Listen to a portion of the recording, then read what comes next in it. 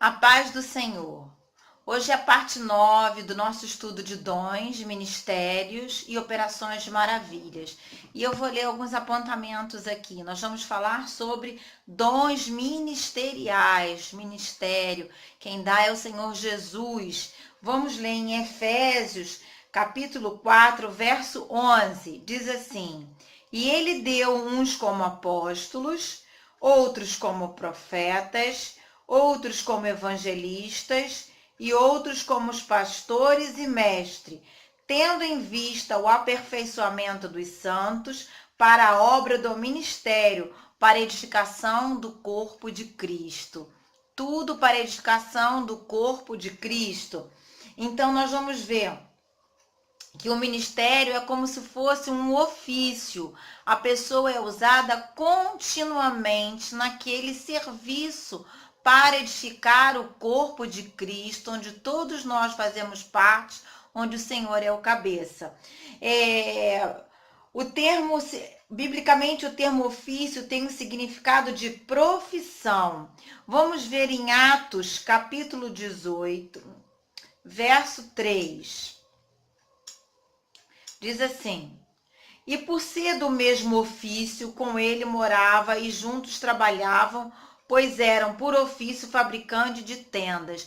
Então a palavra ofício significa serviço, serviço contínuo. O dom você pode ser usado uma vez, duas, e depois aquilo não aparecer mais, mas o ministério é um serviço, é uma coisa de contínuo que o Senhor vai usar você.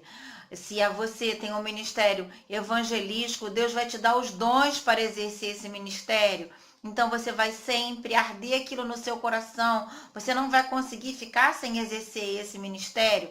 Se você tem um ministério de mestre, você vai se dedicar ao estudo da palavra. Você vai se dedicar a ler a palavra de Deus, a estudar minuciosamente, com zelo, para que você possa transmitir. E o Senhor vai te dar os dons para que aquele exercício desse ministério seja de contínuo. Então vamos ver primeira Crônicas 24, 19, no Antigo Testamento. 1 Crônicas 24, 19, diz assim: Esta foi a distribuição deles no seu serviço para entrarem na casa do Senhor, segundo lhes for ordenado por Arão, seu pai, como o Senhor Deus de Israel lhe tinha mandado. Então, eles receberam uma tarefa para exercer aquilo de contínuo. No Antigo Testamento, havia os levitas, eram separados da tribo de Levi, que não possuía herança, a herança deles era o Senhor. Eles ministravam no tabernáculo de contínuo. E hoje nós temos os ministérios na igreja. Esses 5 ministérios que são os pilares onde Deus vai fazer e vai usar as pessoas para essa ministração continuamente. Então nós vamos ver aqui o ministério profético. Esse ministério profético já existia no Antigo Testamento. Nós vamos ver que existem vários livros proféticos e o profeta era a boca de Deus. Deus, através do profeta, trazia aquilo que ele queria falar ao povo. E o sacerdote, ele levava o povo até Deus. Então, nós vamos ver que eram pregadores itinerantes, que iam onde Deus os enviasse, a fim de anunciarem a sua mensagem. Eram pregadores itinerantes, a fim de anunciarem a mensagem de Deus. Eles falavam acerca do que Deus tinha. Vamos lá em Atos 11, verso 7, no Novo Testamento. Atos 11, demora um pouquinho para abrir. Atos 11, verso 7. Ouvi também uma voz que me dizia: Levanta-te, Pedro, Atos 11, versículo 27. Diz assim: Naqueles dias desceram profetas de Jerusalém para Antioquia, e levando-se um deles de nome Ágabo, dava a entender pelo Espírito que haveria uma grande fome por todo o mundo, a qual ocorreu no tempo de Cláudio. Então aqui era uma profecia que Deus estava dando a conhecer ao seu servo, que era um profeta, daquilo que iria acontecer, uma grande fome. ou seja, avisando de um evento futuro no Novo Testamento. Então, hoje em dia existe profecia, sim. Prediziam um futuro, né? Já lemos aqui esse. Vamos agora em Jeremias 8:1. Jeremias predizia um futuro. Jeremias 8:1.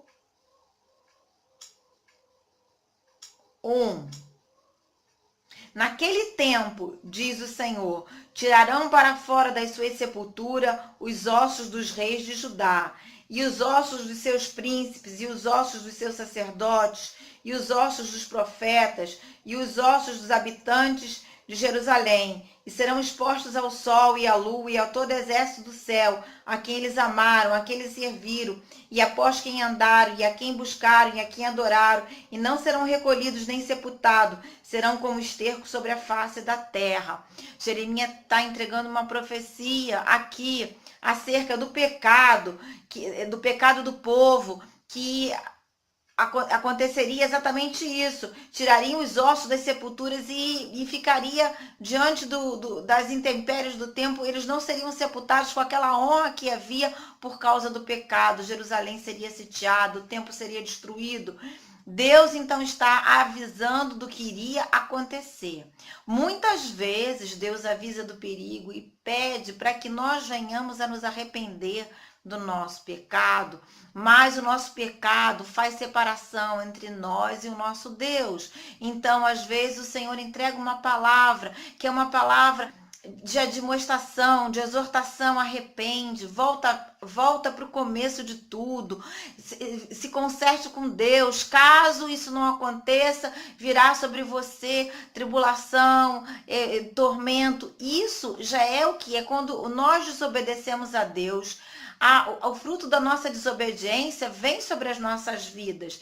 E muitas vezes Deus levanta uma pessoa com uma palavra para exortar, e a pessoa que precisa ser exortada não recebe, não aceita. E foi assim no Antigo Testamento.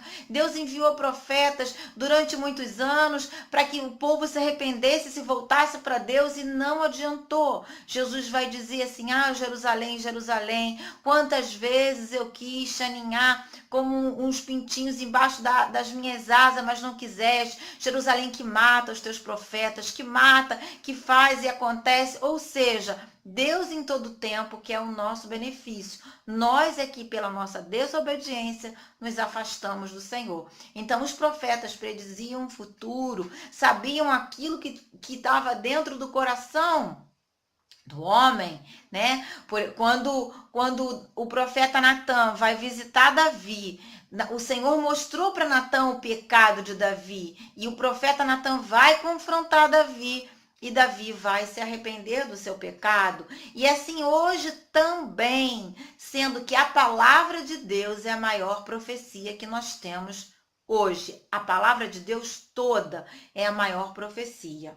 Falavam em nome do Espírito Santo e usavam analogias. Atos 21, versículo 11.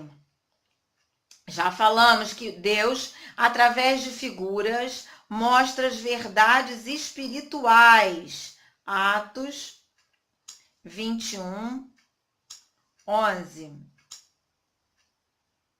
E vindo ter conosco, tomou a cinta de Paulo e, ligando os seus próprios pés e mãos, disse: Isso diz o Espírito Santo. Assim, os judeus ligarão em Jerusalém o homem a quem pertence essa cinta e o entregarão nas mãos dos gentios.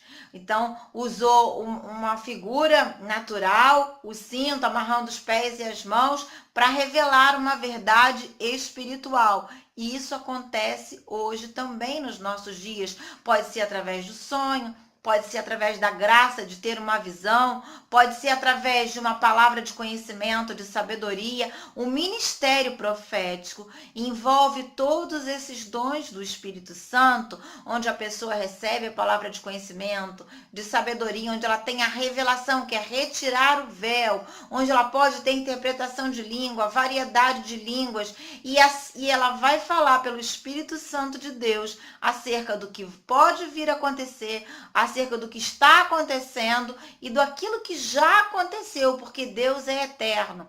Deus não está limitado a tempo. Ele é de eternidade a eternidade. Ele é o alfa e o ômega, o princípio e o fim. E os profetas também exortavam o povo, Atos 15, verso 32.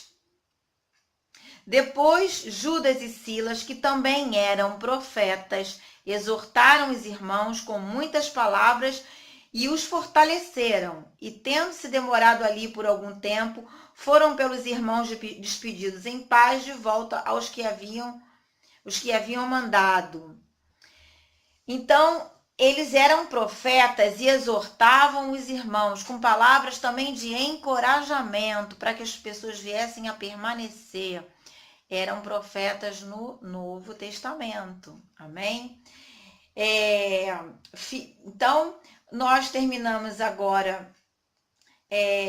Vamos dar alguns exemplos de pessoas que tinham o dom da profecia. O dom da profecia é diferente do ministério profético. As filhas de Ágapo, filhas de Filipe, Ágapo tinha o ofício de profeta, as filhas de Filipe tinham o dom da profecia.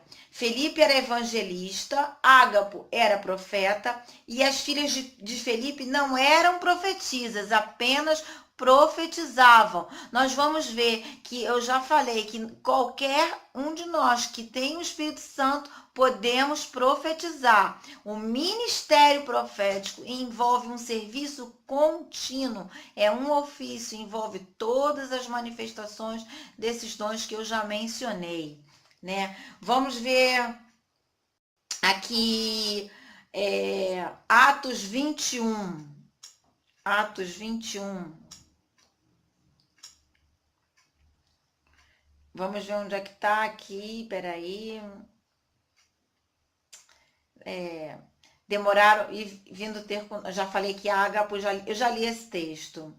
Então, nós vamos ver que no Antigo Testamento nós temos Miriam, que era profetisa, temos Débora, temos Noádia, em Neemias 6,14, existem mulheres que eram profetisas, e o profeta é aquele que vai trazer o recado de Deus.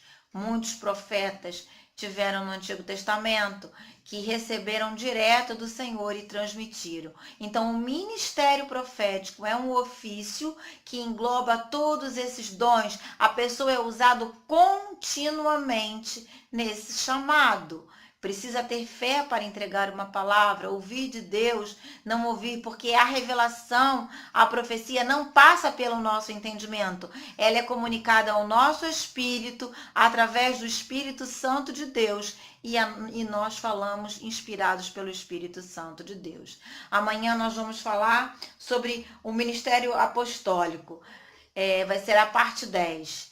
Tenha um bom dia em nome de Jesus.